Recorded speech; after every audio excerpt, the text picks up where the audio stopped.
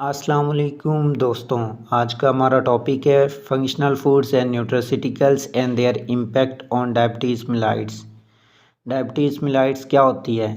Diabetes मिलाइट्स एक ऐसी metabolic disease है जिसमें किसी भी पर्सन का ब्लड शुगर लेवल इंक्रीज़ कर जाता है।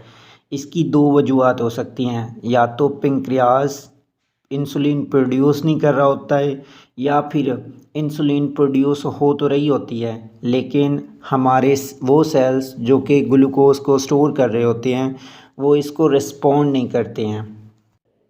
डायबिटीज़ को चार कैटेगरीज में क्लासीफाई किया गया है: type 1 diabetes, type 2 diabetes, gestational diabetes और सेकेंडरी डायबिटीज़। अब हम ज़रा बारी बारी इन सब को डिस्कस कर लेते हैं। पहले हमारे पास आती है टाइप 1 डायबिटीज़।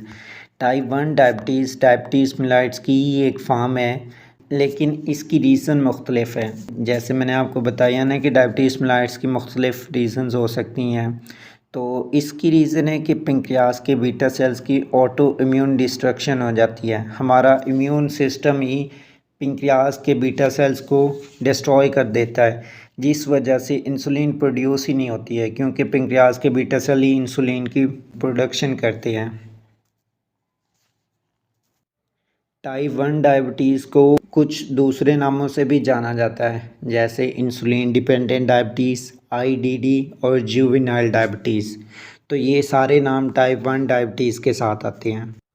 अगर हम टाइप 1 डायबिटीज़ की सिम्टम्स की बात करें तो उसमें पोलीयूरिया, पोलीडिप्सिया और पोलीफेजिया आते हैं। पोलीयूरिया मीन्स ज़्यादा यूरिनेशन होती हैं, और पोलीडिप्सिया आपको थर्स्ट ज़्यादा लगती है, और पोलीफेजिया आपको भूख ज़्यादा लगती है। ये आलमोस्ट दोनों की सिम्टम सेम ही आ जाती है। वेट लॉस, फटीग, इन्फेक्शन, ये तीन भी ऐसी सिम्टम्स हैं जो कि आलमोस्ट सारों में आ जाती है। इसकी जितनी भी टाइप्स हैं उन सब में आ जाती हैं। इसके बाद हमारे पास आती है type 2 diabetes. Type 2 diabetes diabetes mellitus की ही एक फॉर्म है, जो कि या तो इंसुलिन की रेजिस्टेंस की वजह से होती है, या इसमें इंसुलिन प्रोड्यूस कम हो रही होती है।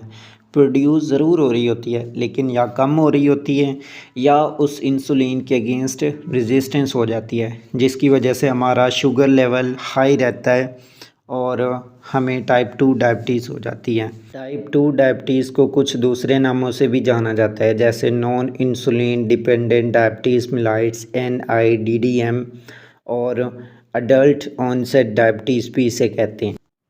टाइप 2 डायबिटीज़ की दो मेन रीज़न, या एक तो ओबेसिटी हो सकती है और दूसरा ये वरासती भी हो सकती है, आपको इनहेरिटेड भी डिजीज़ भी ये हो सकती है।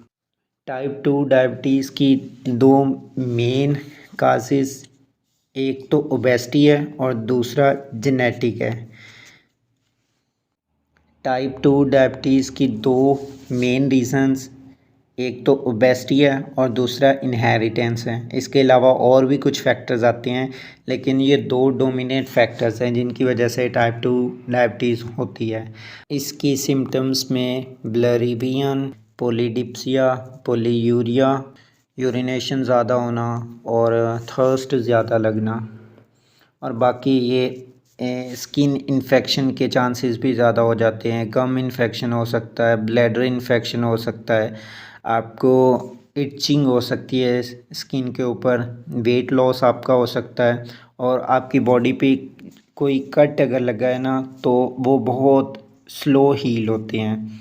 और इसके अलावा आपके पाँव में सेंसेशन कम हो सकती है। अगर आपको कोई चोट लगती है ना तो आप उसको फील नहीं कर पाएंगे। नेक्स्ट हमारे पास आती है gestational diabetes. Gestational diabetes diabetes की एक किस्म है जिसमें ब्लड ग्लूकोज लेवल हाई हो जाता है, लेकिन ये प्रेगनेंसी के दौरान एक टेम्परेरी सिचुएशन होती है। अगर इसको कंट्रोल ना किया जाए तो ये परमानेंट भी हो सकती है, लेकिन अगर इसको ओवरकम कर लिया जाए तो ये सिर्फ प्रेगनेंसी के दौरान रहती है और उसके बाद इसको ट्रीट किया जा सकता है, अगर आप अपनी डाइट पे थोड़ा सा फोकस करें। इसकी सिम्टम्स में इंक्रीज थर्स्ट, वही पोलीडिप्सिया, पोलीयूरिया, ये तो कॉमन आ गई।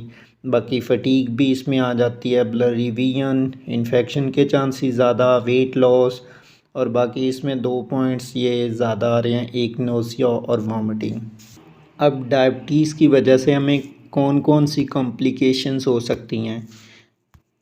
इनमें आता है cardiovascular diseases, stroke, kidney failure, foot ulcer, hyperglycaemia, effect on vision.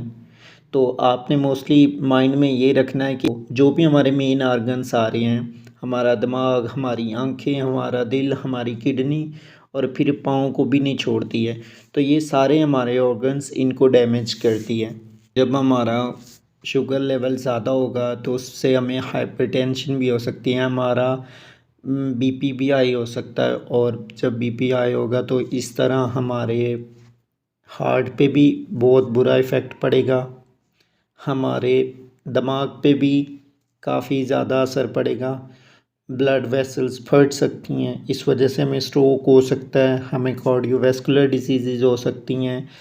अगर हमारी आइज़ की तरफ ब्लड का फ़्लो ज़्यादा होगा तो हमारी विज़न पे भी इसका इफ़ेक्ट होगा, हमारी किडनीज़ को भी ये डैमेज कर सकती हैं, और हमारे पाँव को, जो कि मैंने पहले ही बताया है कि पाँव में सेंसेशन कम हो जाती है, और अगर आपको चोट भी लगती है तो आप उसको फ़ील नहीं कर पाते हैं। तो इस तरह अगर कोई आपको मामूली सा भी ज़ख़म होगा तो वो हील नहीं हो पाएगा, इस तरह फुट अल्सर हो जाते हैं।